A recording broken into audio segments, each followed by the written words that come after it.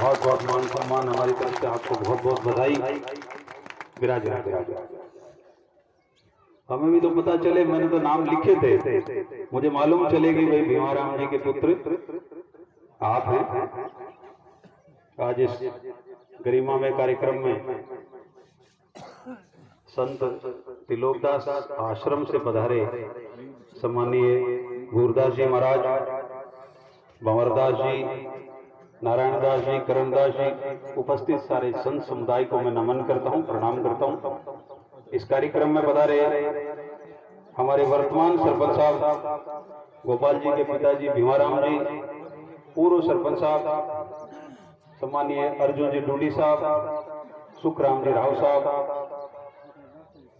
मेरे मित्र वीरेंद्र सिंह जी कडेला, सरपंच मांडसर आना मुंडा सर, सरपंच मुंडा सर, हम लोग इनको सथेरन का ही सरपंच मानते हैं। पिछली बार सथेरन से ये सरपंच थे, अब की बार उसके दो टुकड़े हुए तो मुंडा सर बनी और सथेरन अलग हो गई, तो फिर जनता ने इनको दोबारा सरपंच बनाया। एक बार जोरदार ऐसे जनसेवक के लिए। और इनकी धर्म पत्नी, मेरे छोटे भाई हैं, इनकी धर्म पत्नी भी, इनकी लोकप्रियता देखिए कि इनकी पत्नी को भी जनता ने पंचायत समिति का सदस्य बनाया, इनको लगातार 2 बार सरपंच बनाया। निश्चित रूप से ये हमारे समाज के लिए गर्व की बात है। मेरे मित्र शिवराम जी मीणा साहब, जोधपुर जिले से पधारे सरपंच साहब भंवरलाल जी भाटिया जी, और आज इस कार्यक्रम में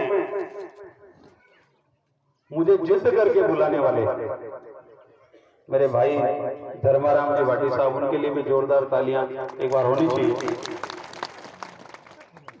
कल जयपुर में थे और मैंने तो इनसे आग्रह किया था कि हमारे समाज के जो राष्ट्रीय अध्यक्ष हैं, जैसलमेर से विधायक रूपाराम जी धनदे साहब को आप यहाँ पे बुलाओ।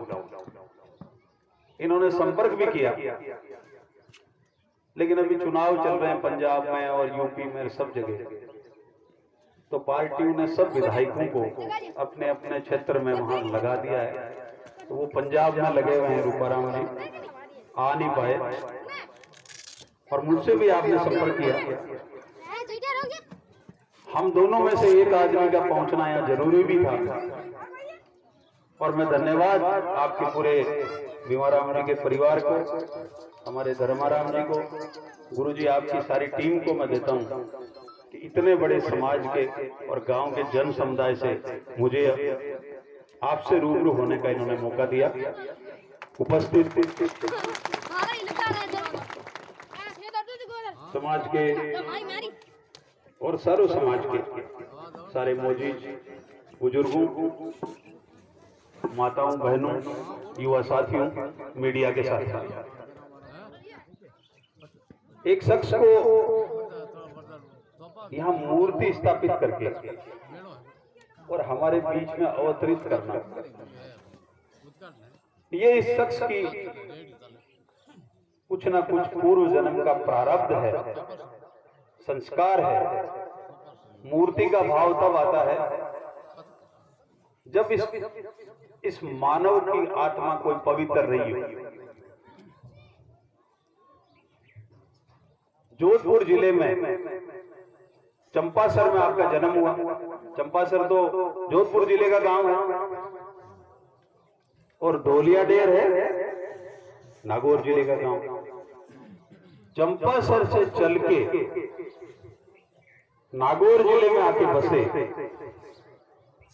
और आज इनकी आपने प्रतिमा लगाई, तो निश्चित रूप से एक संस्कारी और एक पवित्र आत्मा ही थी, तभी वो चल के हमारे बीच में आई।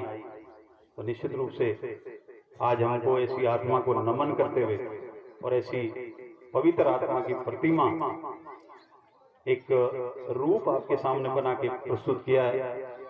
ये हमको हमेशा जब भी दर्शन करेंगे एक अच्छा संदेश देने का, एक अच्छा आशीर्वाद देने का, ये मूर्ति से हमको अच्छी किरणें मिलेगी, अच्छा हमको प्रभाव मिलेगा, अच्छा हमको ज्ञान मिलेगा। आप सरपंच में भी खड़े हुए, अब सरपंच तो देखो राजनीति का अखाड़ा है, कोई 100 वोटों से जीतता है, कोई 1 वोट से हारता है, लेकिन निश्चित रूप से आपकी सेवा करने के लिए इन्होंने एक सरपंच बन के और ये भी बीड़ा उठाया।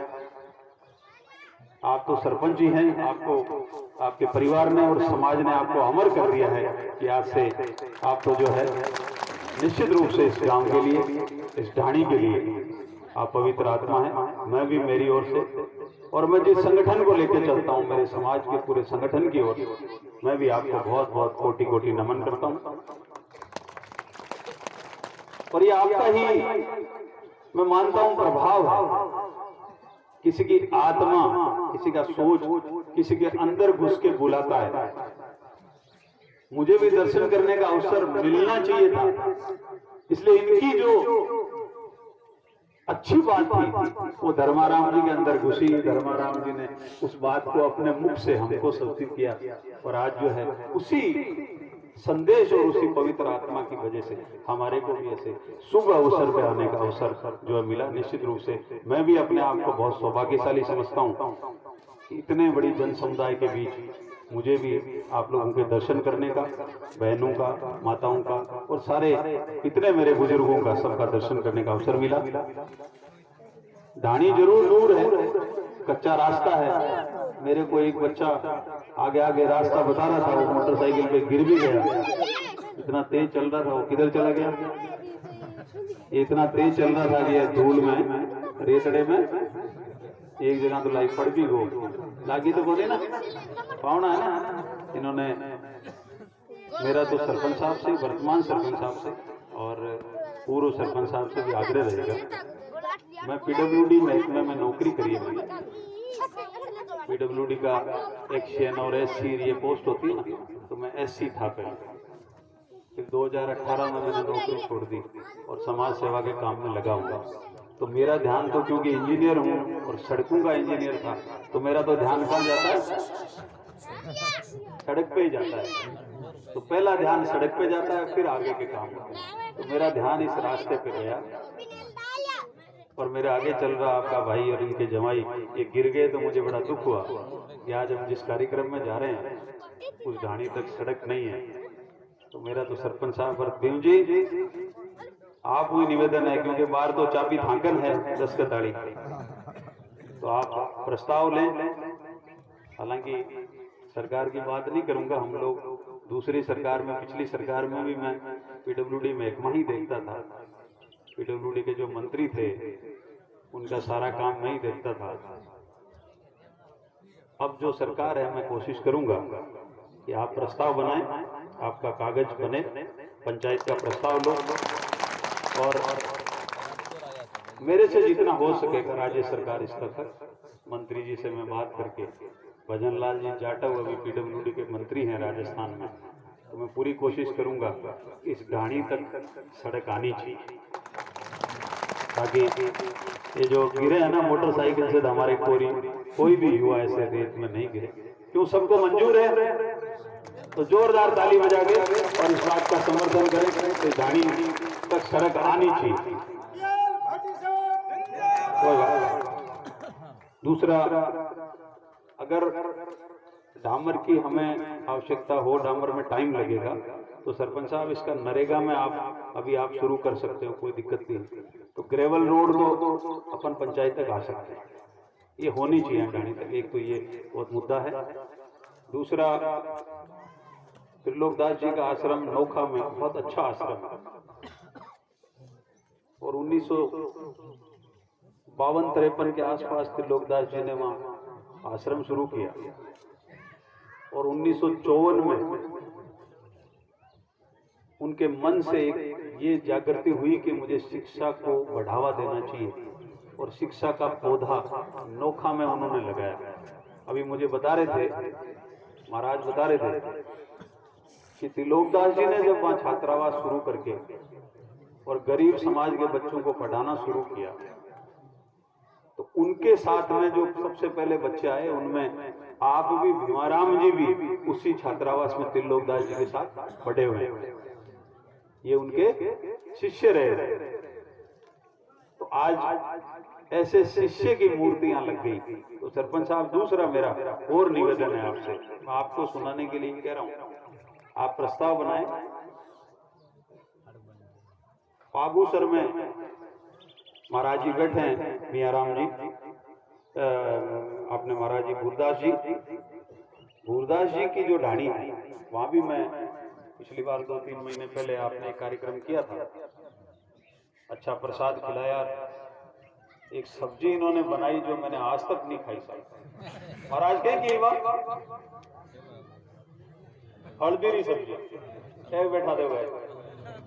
और मेरे साथ एक बैंक के अधिकारी आए थे, उन्होंने कहा साहब ऐसी हल्दी की सब्जी मैं तो जिंदगी में नहीं खाई।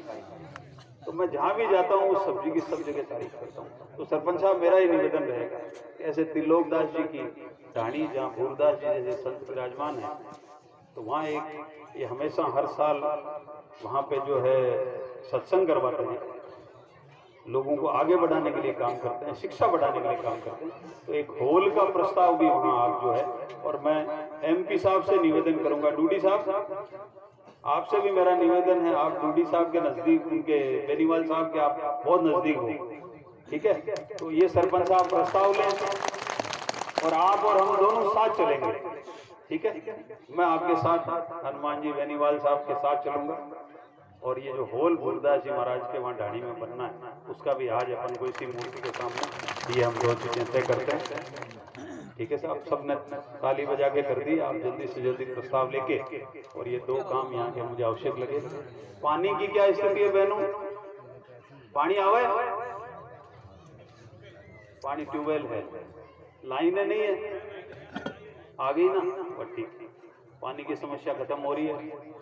बिजली आ गई, बिजली तार दिख रहा है। तो सड़क, पानी और बिजली और शिक्षा का स्कूल है आसपास, प्राइमरी है, वो तो पंचायत के हिसाब से आगे हो जाएगी, वो भी करेंगे। तो मूलभूत सुविधाएं आपकी यहाँ आ रही है, बच्चियों को बहुत पढ़ाएं।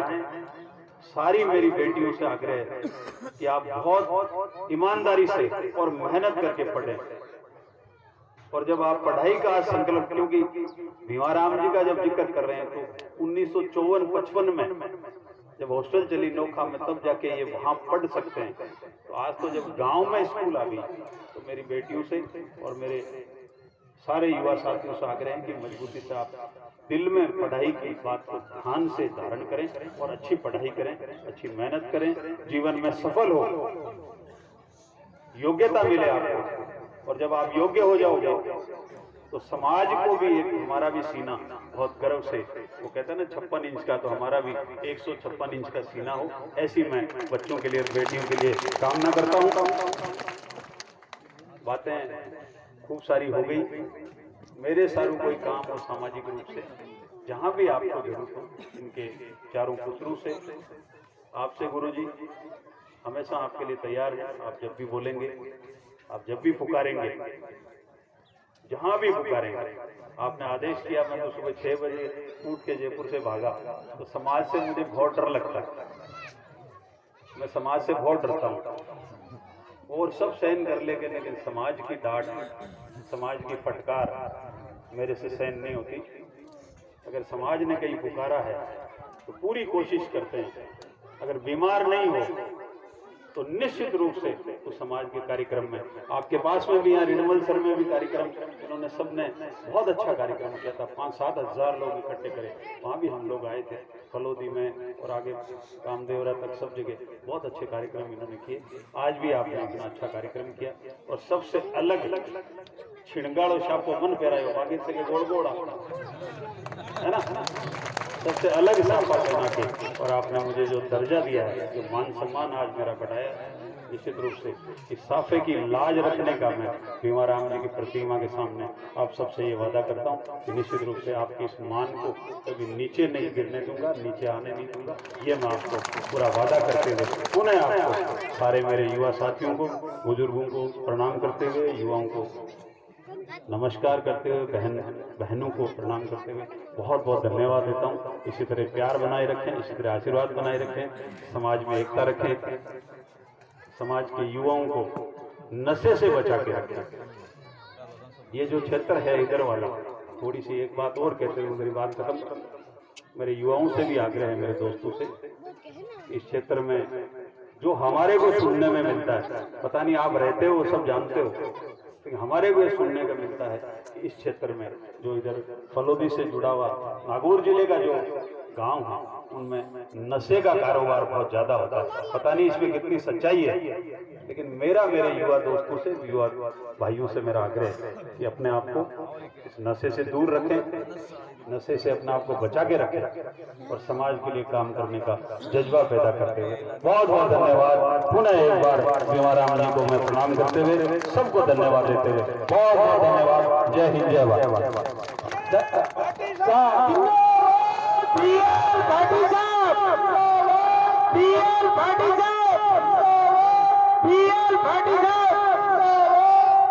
धन्यवाद माननीय मुख्य अतिथि।